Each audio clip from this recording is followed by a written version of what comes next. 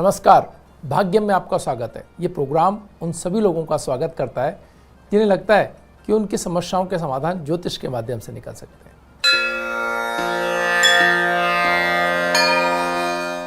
आज 29 मार्च 2020 है। चैत्र मास चल रहा है, शुक्ल पक्ष है, तिथि पंचमी है, वार रविवार है और विक्रम संवत 2077 है। प्रमादी नाम का संवत्सर चल रहा है, शक संवत 1942 और सूर्य इस समय उत्तरायण के अंदर है। बसंत ऋतु चल रही है। मुस्लिम तारीख 4 है और सावन माह चल रहा है। हिजरी सन 1441 है। तिथि पंचमी है आज, रात्रि में 2:02 तक, उसके उपरांत षष्ठी तिथि आरंभ हो जाएगी। नक्षत्र कृतिका दिन में 3:17 तक, उसके उपरांत रोहिणी नक्षत्र आरंभ हो जाएगा। योग प्रीति साय 6:16 तक, उसके उपरांत आयुष्मान योग आरंभ हो जाएगा। करण बव दिन में 1:10 तक, उसके उपरांत बालव करण आरंभ हो जाएगा। सूर्योदय जयपुर में 6:25 पर और सूर्यास्त 6:29 पर हो रहा है।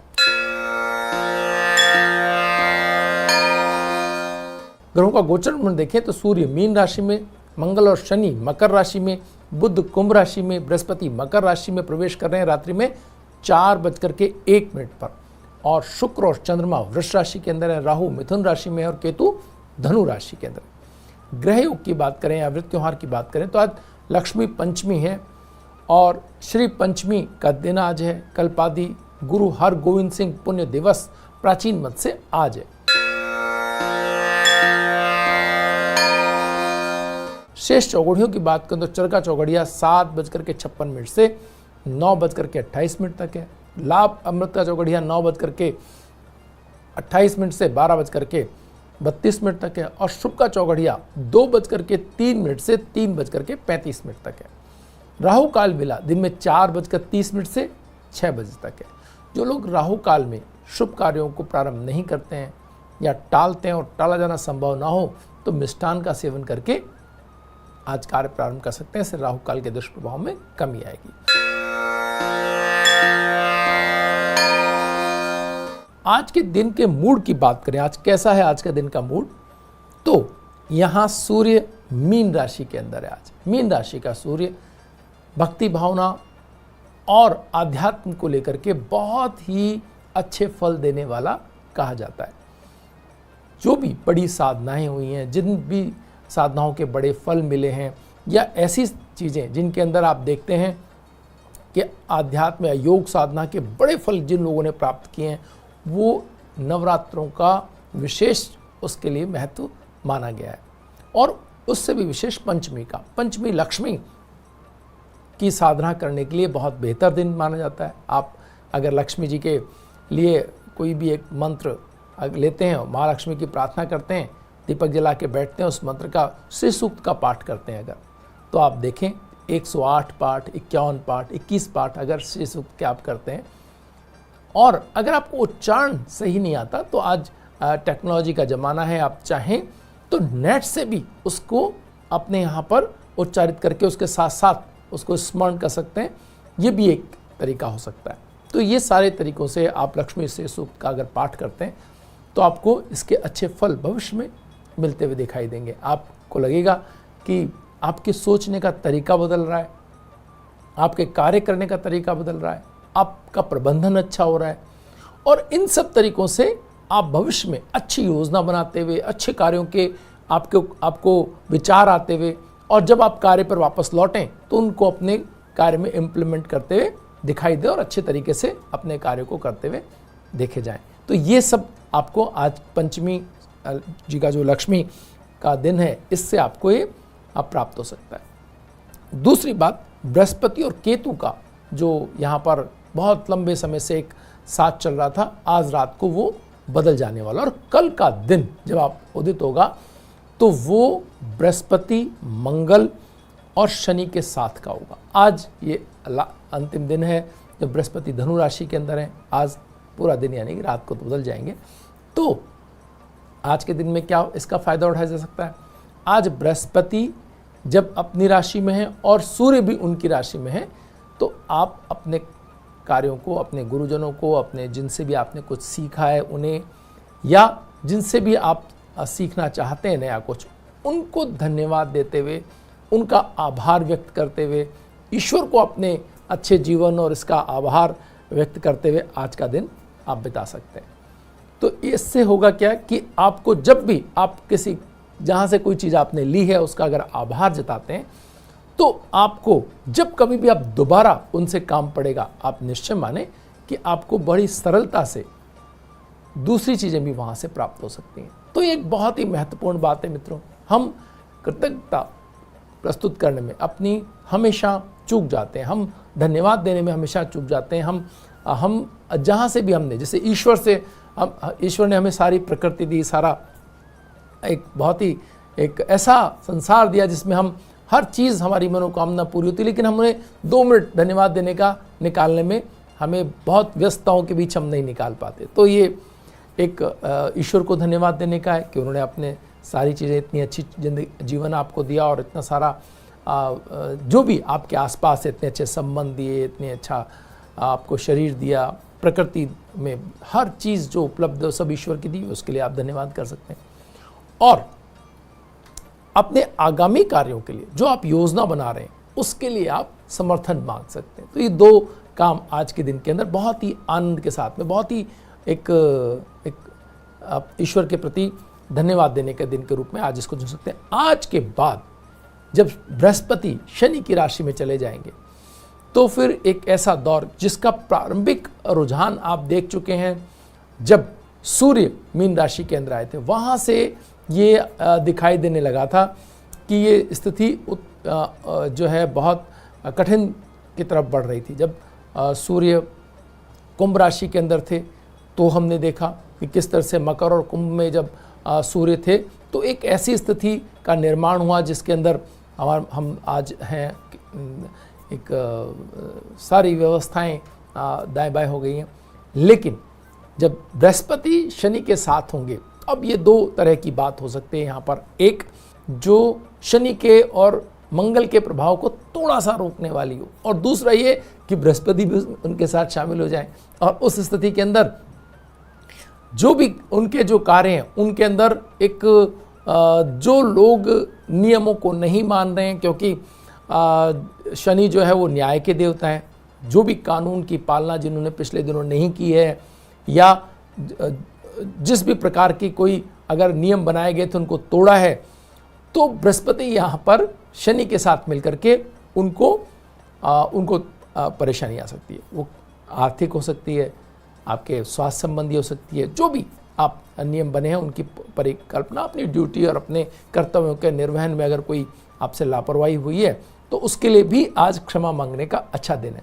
आप प्रार्थना कर सकते हैं कि आप आगे से आप अपने जीवन को बेहतर तरीके से चलाएंगे और ऐसी कोई समस्या आप आगे से नहीं आपको रहे, या नहीं ऐसी कोई समस्या आने दें अपने जीवन में। इसके प्रति सावधानी से अगर ईश्वर से प्रार्थना करेंगे कि प्रभु पिछला हुआ सो हुआ, आगे के लिए हम वचनबद्ध होते हैं, तो इसमें भी आपको ईश्वर तो पूर्णतः क्षमाशील है, आपकी प्रार्थनाओं को निश्चय ही वो स्वीकार करेंगे। और उन्होंने हर बार अपने वक्तव्यों में ये कहा है कि अगर आप मुझे अपने सारी अच्छाइयाँ और सारी पाप अगर समर्पित कर देते हैं तो मैं उन्हें क्षमा करके नए जीवन के लिए आपको एक वरदान देता हूँ, एक अपना आशीर्वाद देता हूँ। तो यहाँ से आप वो उसकी शुरुआत कर सकते हैं। वक्त तो चला एक छोटे से ब्रेक का, ब्रेक के बाद फिर हाजिर होंगे। बने रहिए हमारे साथ भाग्य में। ब्रेक के बाद एक बार फिर आपका स्वागत है। आइए बात करते हैं स्वास्थ्य मंत्र की।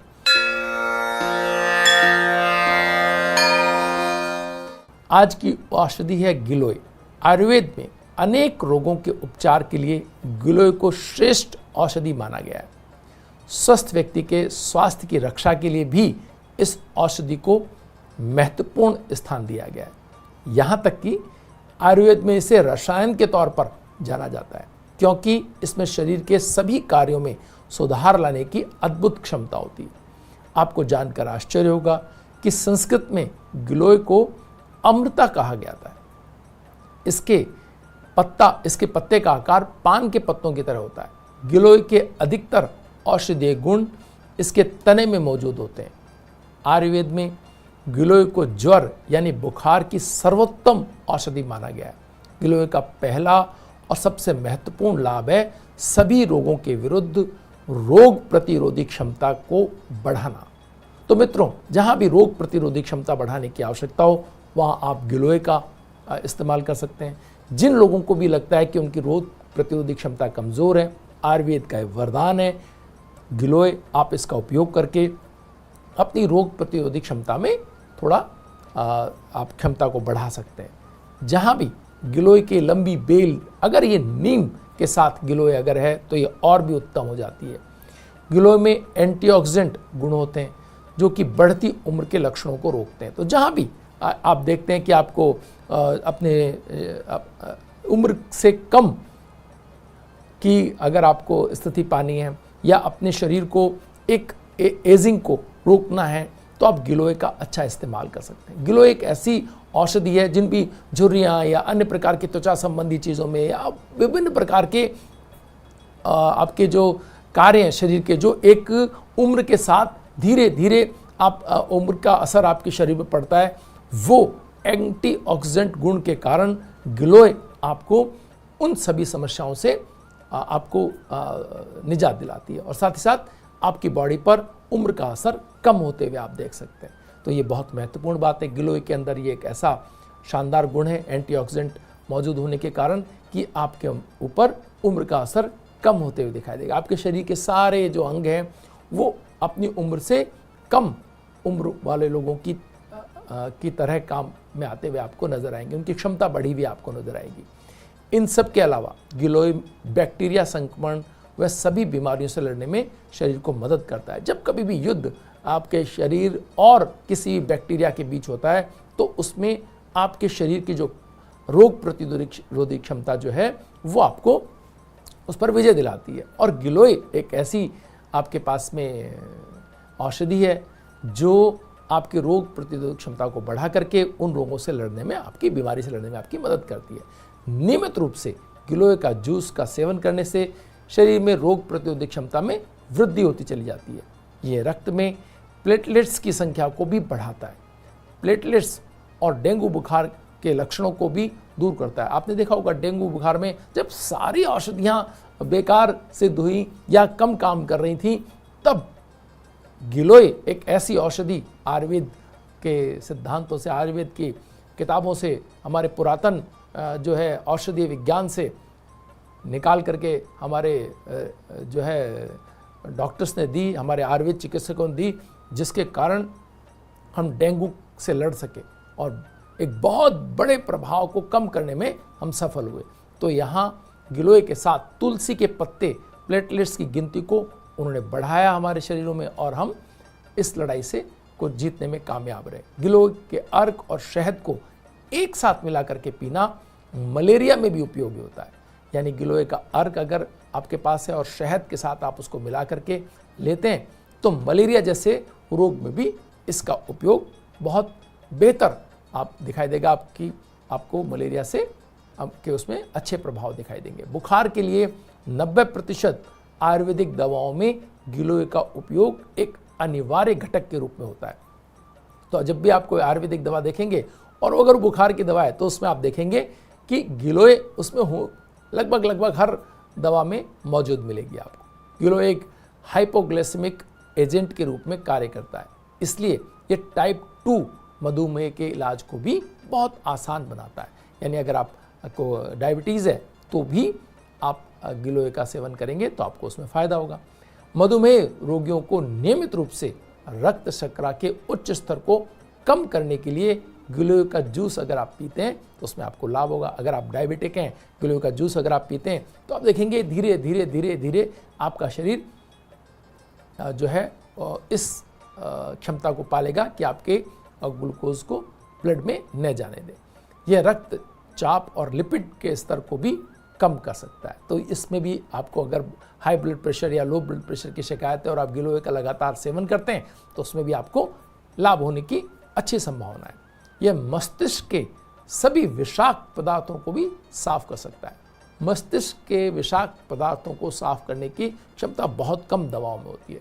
जैसे अगर किन्हीं को क्रोध ज़्यादा आता है या तनाव में रहते हैं या किसी अन्य प्रकार का, तो उसमें भी आप देखेंगे कि गिलोय को पीने से आपके व्यवहार में भी थोड़ा परिवर्तन आने की संभावना रहती है। गिलोय के रस का नियमित सेवन एक उत्कृष्ट मस्तिष्क टॉनिक के रूप में भी समझा जाता है। वक्त तो चला एक छोटे से ब्रेक का। ब्रेक के बाद फिर हाजिर होंगे। बने रहिए भाग्य में हमारे साथ।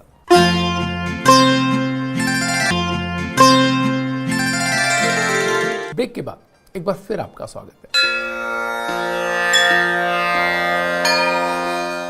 आइए बात करते हैं सितारों के सितारों में आयुष्मान खुराना की। ये भारतीय फिल्मी जगत के एक उभरते हुए सितारे हैं। आयुष्मान खुराना भारतीय टेलीविजन एंकर होने के साथ साथ फिल्मी अभिनेता और अच्छे गायक भी हैं। आयुष्मान खुराना का जन्म 14 सितंबर 1984 को चंडीगढ़ में हुआ था। आयुष्मान खुराना ने अंग्रेजी साहित्य की पढ़ाई की और इसके बाद पंजाब यूनिवर्सिटी से जनसंचार में मास्टर डिग्री प्राप्त की और एक बहुमुखी प्रतिभाशाली व्यक्ति हैं। आयुष्मान के कैरियर की शुरुआत MTV के मशहूर शो रोडीज 2 से हुई थी, जिसमें वे विजेता रहे थे। उनकी पहली नौकरी रेडियो जॉकी के रूप में थी, जो बिग FM में थी। यहाँ दिल्ली से इन्होंने शुरुआत की। रेडियो के बाद वे वीडियो जॉकी बने और उसके बाद उन्होंने कई शोज संचालित की। इसके बाद सुजीत सरकार की फिल्म विक्की डोनर इनकी डेब्यू फिल्म थी, लेकिन इस फिल्म के इनके पुरस्कारों की झड़ी लगा दी और 2013 में इस फिल्म के लिए आयुष्मान को सर्वश्रेष्ठ नवोदित अभिनेता का फिल्म फेयर पुरस्कार मिला। IIFA award, big star entertainment award, Zee cine पुरस्कार, स्टारडस्ट अवार्ड आदि और भी बहुत से प्रतिशत, लगभग सारे ही पुरस्कार इस फिल्म ने उस साल के पाए। 2018 में इनकी फिल्म अंधाधुन के लिए इन्हें सर्वश्रेष्ठ अभिनेता के लिए राष्ट्रीय फिल्म पुरस्कार और फिल्म फेयर क्रिटिक्स पुरस्कार से सम्मानित किया गया। अभिनय के अलावा आयुष्मान को विक्की डोनर फिल्म के गीत पानी दा रंग गाने के लिए सर्वश्रेष्ठ पुरुष पार्श्व गायक का फिल्म फेयर पुरस्कार मिला था। आइए इनकी उपलब्ध कुंडली के माध्यम से हम इनके व्यक्तित्व की विशेषताओं को समझने का प्रयास करते हैं। इनकी वृश्चिक लग्नी कुंडली और लग्नेश मंगल लग्न में बैठे हैं, वो भी केतु के साथ। आप ये देखें कि जब भी मंगल केतु के साथ होते हैं, व्यक्ति अपनी हर चीज को वेल प्लान तरीके से करना चाहते हैं। कोई ऐसी चीज नहीं जो अनायास या यूं ही इनकी जिंदगी के अंदर हो जिसकी इन्होंने प्लानिंग नहीं की हो। ये हर वो बात, हर वो कार्य पहले से प्लान तरीके से करते हैं। आप देखें इनकी हर फिल्म की कहानी पहली फिल्म से अलग, और कहानी इतनी महत्वपूर्ण और इतनी सशक्त होती है कि इसके माध्यम से इनको सफलता मिलती ही चली जा रही है। यानी इनका चयन जो है वो बहुत ही ऊंचे दर्जे का है।